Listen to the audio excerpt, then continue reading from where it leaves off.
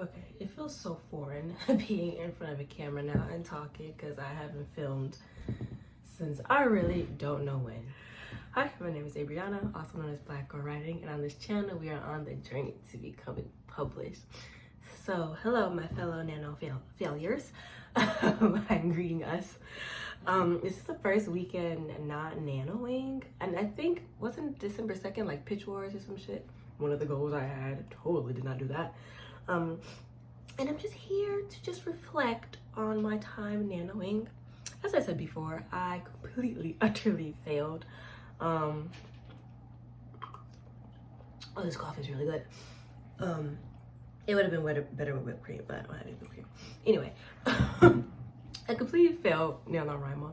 And my reflection from this is, I don't think I am a nanoer. I don't know. It's just something weird about it and being timed and the expectations. And I'm so known for not exceeding my own expectations that I'm just like, I don't know why I did that to myself. I think it was a fun challenge. If I would do it again, I mean, hell yeah, I'll say I'll do it again. I might not actually do it, but you know, I could put it out there like, oh yeah, I'll do it again. Or I will likely, probably, most definitely be a nano rebel because I think that's more of my thing. But honestly, if you guys can like hear this. This is the quietest my house has been in like a week, really. And my writing space has been honestly deplorable. My thinking space to write has also been deplorable. So I haven't written anything. I mean, I go on Pinterest to look up ideas, but actually sitting down and concrete writing something, I don't know, but that's like really hard for me to do. What else? I wanted this to kind of be like an update, and everybody's doing like their nano reflections and then their December goals. And honestly, my December goal would be just to fucking write something, like to just sit down and be comfortable writing something and not hating it and just throwing it out like, you know, the next day. I don't know, yeah, it's just something about I just cleaned my writing space today. I was burning some sage, lit a candle. My dog's trying to get into the house, but she has to use the bathroom, so if you hear something banging at the door, it's her outside. But yeah, it's really been getting in the zone. I've had trouble getting in the zone. I had managed coming up with a writing schedule tentatively once coming home and doing my admin work.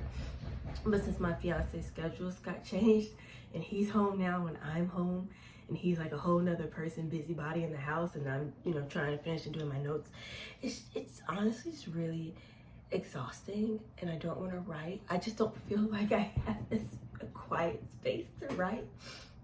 And then when I want to do things on weekdays, like go to Starbucks or something, I just feel so tired. Like I get off of work and I'm just tired. It's like I'm trying to find, oh, I just hit my desk, sorry. I'm trying to find my safe space zone to write, and I just am not finding it. Right now, the morning is perfect. It's quiet.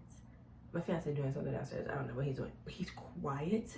The animals are pretty much okay. I've done my admin work, but I just want to do nothing. I just want peace and to just chill and drink my coffee. Of course, I think about writing all the time now, whether I do it or not. It's something else, but yeah. But how is y'all nano experience? My nano failures, my nano winners. What are your December, y'all? What am I trying to say?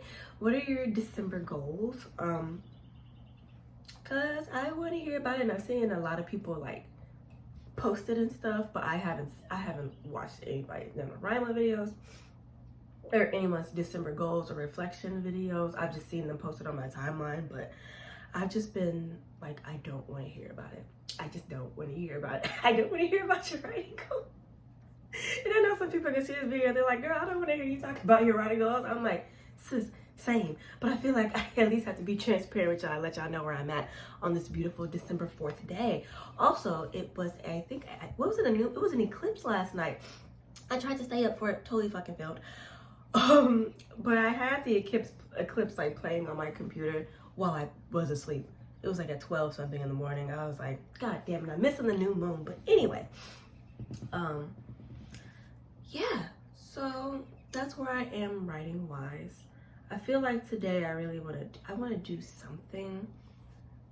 What I have been doing I've been filling my creative well pretty consistently. Right now I am reading, I gotta get close to y'all, Beast of Prey, which shout out to Anaya Gray. Or I think it's Anaya, no, it's Ayana Gray, because she got a fucking Netflix deal with this. So I'm like, period poo. So I'm currently reading Beast of Prey, and I just got the audiobook of A Rose in Ruins, which is a retelling of Beauty and the Beast. And it's like a dark romance, and I kind of want to dabble in that a little bit. So I have that in the audiobook. I'm currently reading that. That's what I'm just doing creative wise to just fill my well. That's really it. So yeah, this was just my update for you guys. This lovely, Saturday morning. I will see you guys later today. Get something done, just try to get back in the swing of things. I don't, it's so hard when you're out of like your comfort zone. It's not even I'm out of my comfort zone. I'm just not in anything. Like I'm not 10 toes deep in anything right now. And I don't know how to get 10 toes deep in anything. I really don't. So that's it. I will see you guys later.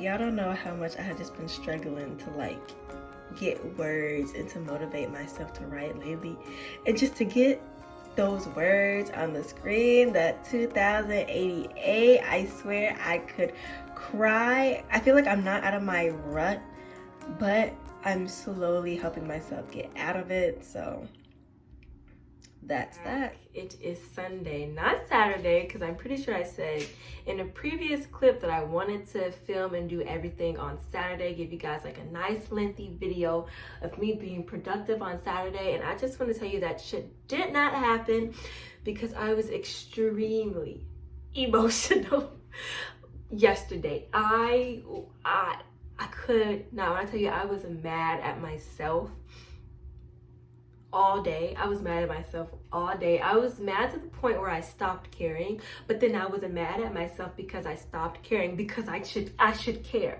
Like when I tell you, I did not know who or what or why I was mad, but I woke up pissed. I stayed pissed all day. I didn't write, and I just it wasn't for me. But now, being in a better space, i.e. just being like, less than 24 hours later, but having good sleep and just crying about it, let's be honest. I shedded a few tears. I didn't realize that, sorry. I shed a few tears because I was just mad and upset at myself. Like, I just have great expectations. And I don't like the struggle. I don't appreciate struggling. I don't like being on that struggle bus. And creatively as a whole, I have just been struggling. I feel like I don't have my creative outlet like I want or that I'm used to. Like I'm not used to struggling in the creative field, so it's weird to me that this isn't coming as easy as I would like. And then I continue to read these amazing books that are being published. Like right now, I'm currently reading Beast of Prey, and shout out to Ayana Gray because now she has like a fucking Netflix deal. This is a 3-part book. Thank you back to the trilogies, because after the Poppy Wars, these duos low-key have been pissing me off, because you're introduced to a character, you fall in love, they're in the second book, and then after that it's gone. Like when I tell you, I got done reading A Storm of Silence, I think was it 2 weeks ago? I think I might have spoke about it, but I probably didn't. No, I mean I probably didn't. But when I finished reading A Storm of Silence, I had this great sense of loss.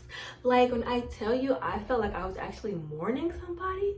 I think I was, because I had fallen in love with these characters. We went on this journey. It was so strong for me. And then it was over. I was like, fuck, what are these emotions that I'm feeling? I don't appreciate that. But then I was like, oh my gosh, Roseanne A. Brown is so good for making me feel this way about her book. I don't even know this woman and I love these characters, right? And so then when you think about other people's work, you automatically do the comparison, and it's like, fuck, I want to be able to do something like that, but my self-doubt is as tall as me. And I'm not that fucking tall, but but I have a lot of self-doubt, okay? This is me and this is my self-doubt. It's like a foot taller, right? Not good. So that found its way into the back of my head. So that was working on me, especially since Nano was a complete fail for me. I was like, this is just, I was pissed. I was beyond pissed. I'm even more pissed that this damn dog thinks she about to bark. Thank you for rethinking it. So Nano not working out for me made me upset. Not having the creative. Nala, go outside. The door is open. Struggling with my creative outlet was also getting to me, and I don't know how to handle stressful situations. I'm not good at it. I need help. I'm not good at it. But so it was a lot of stuff just like weighing on me, and this unnecessary pressure that I was feeling that I needed to release. And yesterday I had a release. I had a good cry in the Applebee's bathroom. Like I shit you not, it was glorious. It was glorious. I had a good cry in the Applebee's bathroom. And then I went back and ate like some steak or some shit. No, I ordered riblets and they weren't good. Sorry, Applebee's. But anyway, so once I've had that sense of release, I came back to writing today. And today I have written for the first chapter of the book again. Let the Scrivener don't be acting up now. That was also something that was building up in me. It's like I want to use Scrivener so much, but Scrivener has been lacking and it hasn't been doing its automatic backups, and I think my Scrivener got like, I don't know if it was corroded or encrypted or something. Anyway, the document that I previously had for the project AA, it wouldn't open, and then I was freaking out. So then I started to move my shit over to Google Drive. But then I had this insistent paranoia that someone was gonna go into my Google Drive and steal my work, and then all of my effort would have been for naught because my idea has been stolen. So anyway, I had that annoying shit just, you know, when you want to be your own worst enemy. That's me like all the fucking time. I need to work on that. But anyway, today I wrote the first chapter of this new document that hasn't been corroded and that has been backed up twice. I've set up my house shoe fell off. Fuck, my feet are cold. So I set up this new Scrivener. I've done it in a way that I've broken up the acts of To Save a Cat Writes a Novel. I'm gonna be honest. I don't know how to describe it. I am slowly but surely piecing the pieces piecing the parts. What the fuck?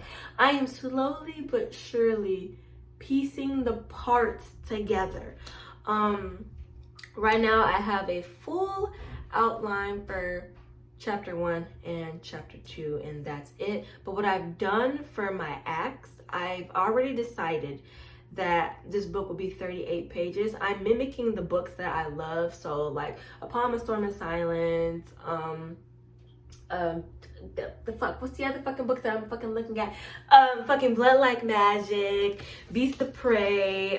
They only have about 30-ish something chapters, so that's what I'm mimicking. So I've broken up my act 1 into chapter 1 and chapter 10. I feel like that's a good amount of chapters to be in that first act, and then breaking it up in that way will also help me put together the pieces up to Save the Cat Writes a Novel, because right now I'm slowly just on the opening image, and then, you know, the theme stated, the setup, all that jazz that's coming into it.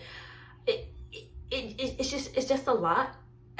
And so I feel like breaking it up for me will help me. So what I've decided to do is for the week is just to focus on just doing 2 chapters a week type of thing. So Sunday I have completely done chapter 1. It was 2,088 words, and when I tell you those 2,088 words have never felt so fucking good. It feels amazing. I'm not out of the slumps, but I was able to write it. And I'm a slow writer. Like I'm just a slow writer. I've been doing this shit since it's 2:44. I've been doing it since at least like 11-ish. So I'm a slow writer, but granted, as I progress with my writing and with my creativity, hopefully I will be able to speed up my writing more, right? So then going into Act 2 is chapters 11 through 23, and I think that's when the story B comes in, right?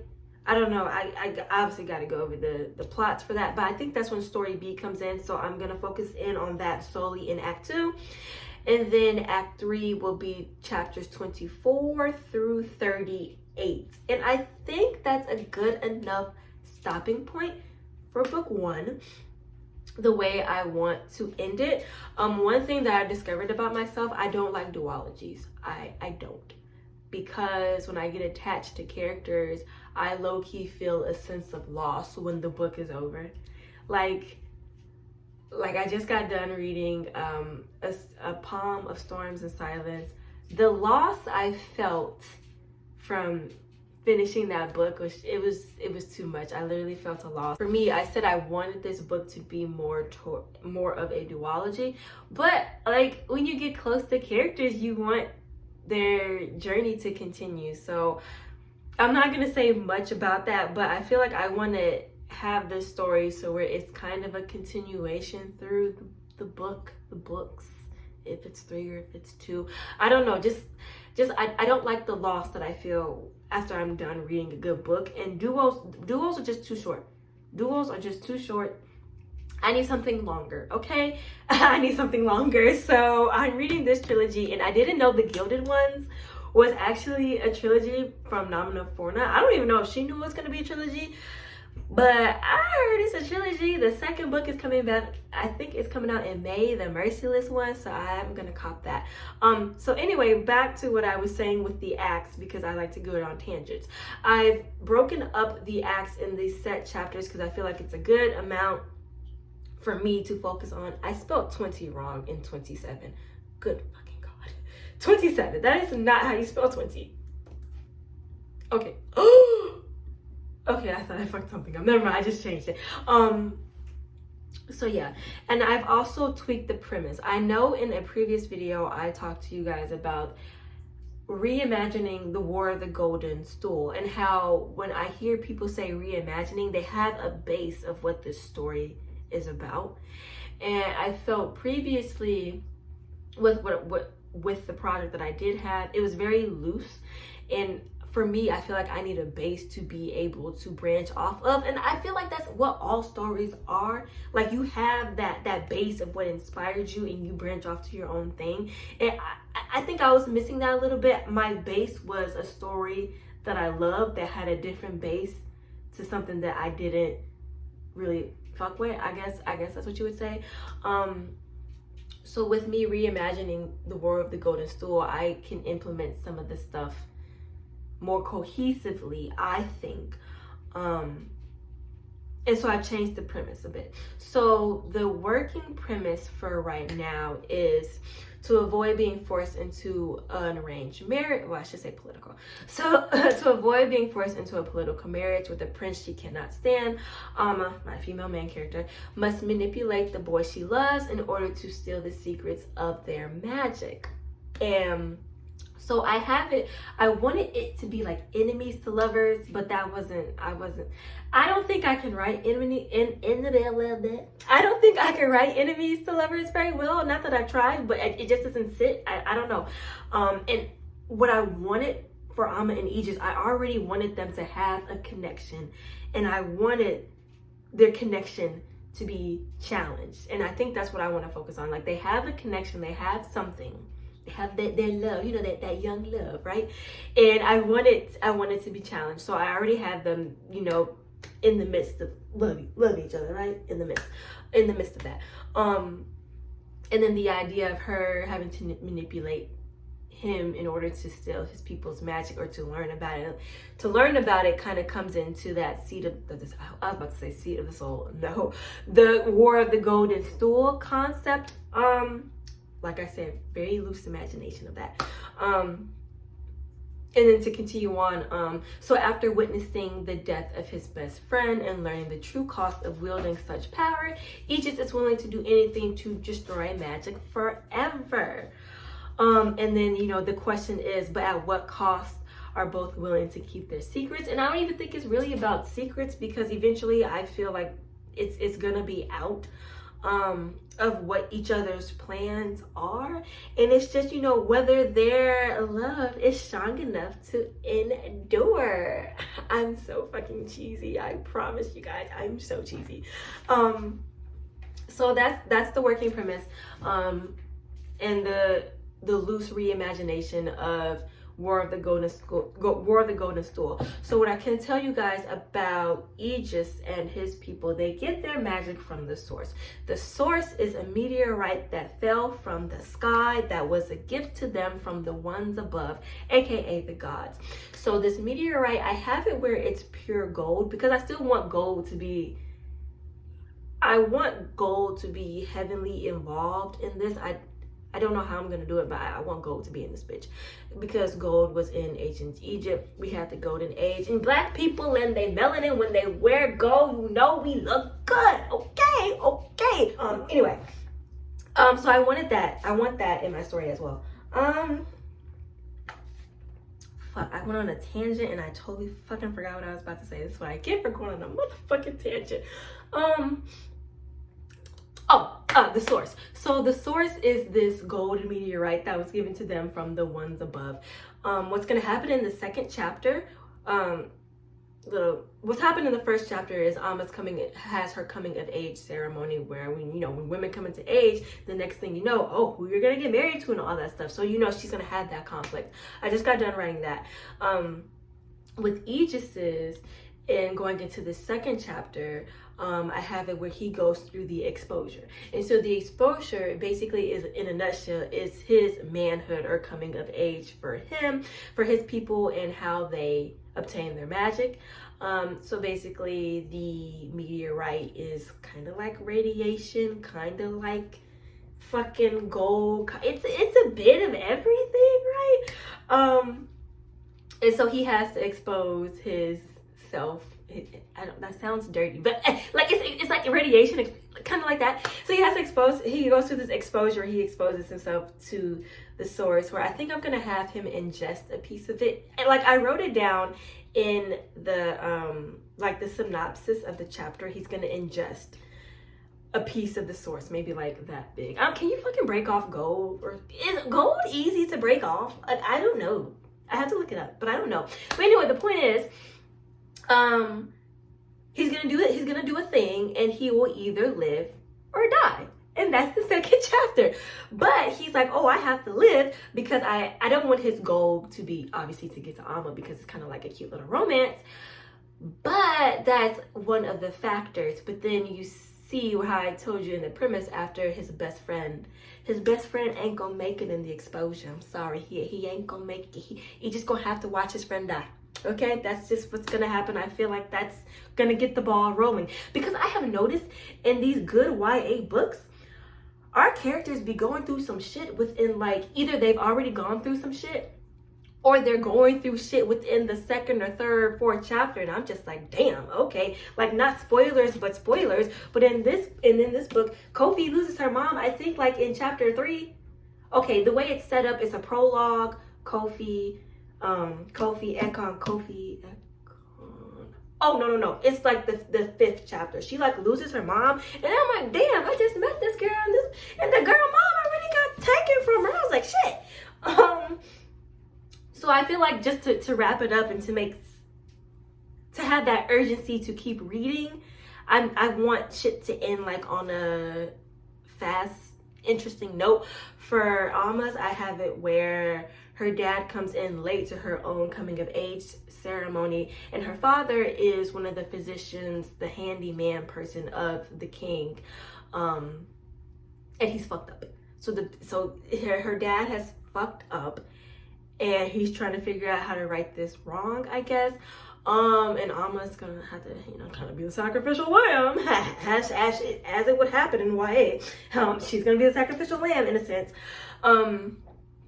But also, she has that issue with her father and that whole relationship where he kind of has to, like, I don't know, like, pimp her out to the prince. But it's like the prince low-key really likes her, but it's like he's a total dick. So it's not gonna work out. It's not gonna work out.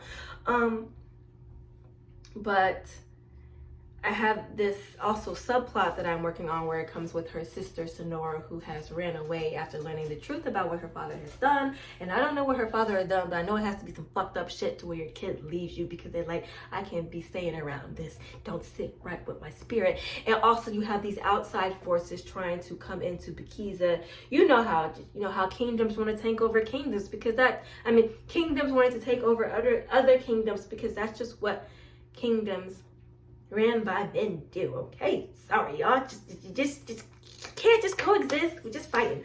And so then that brings up the question for when people learn about the source and how you can obtain the source and the cost of people who have the source, and whether it's worth it to have that power. What is womanhood and what is manhood when you're coming of age and you're just like, adulthood is fucking trash. Like, if I knew what it meant being an adult as a kid, I would have stayed a kid for fucking forever, because if this shit is over fucking rated, believe you motherfucking me.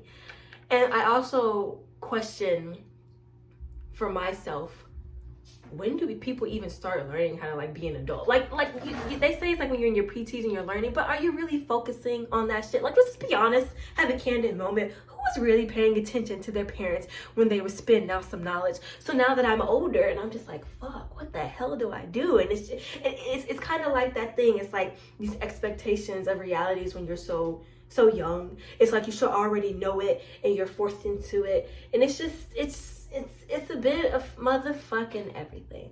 So that's that. Again, I went on a tangent. I apologize. But that's my premise. Tomorrow I'm going to focus on writing each cis chapter and learning about random manhood, not random manhood rituals, but different manhood rituals, and incorporating that into my story for the exposure. It feels weird calling it feels kind of cool, like, oh, we're going through the exposure. Like, it's a process. It's a thing. So anyway, that's where I'm at currently with my writing right now. Honestly, candidly, that's where I am. I've reworked my premise, reworked my theme, I guess, as well, right? And I have gotten to meet a new cast of motherfucking characters. And I cannot tell you how frustrating it is to find headshots of Black people and it not be fucking mugshots. Like, that's also what was pissing me the fuck off.